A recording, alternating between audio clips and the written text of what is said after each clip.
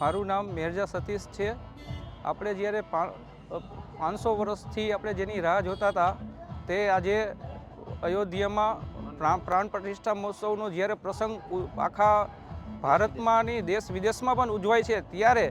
અમારે મહેન્દ્રનગર ગામે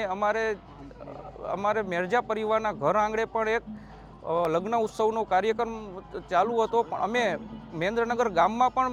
રામમય બનેલું હતું, ત્યાં ન જઈ શક્યા, પણ અમે પણ અમારા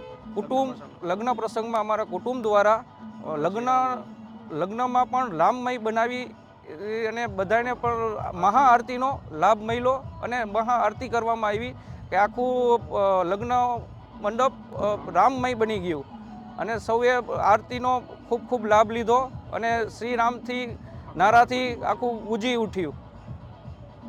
જય શ્રી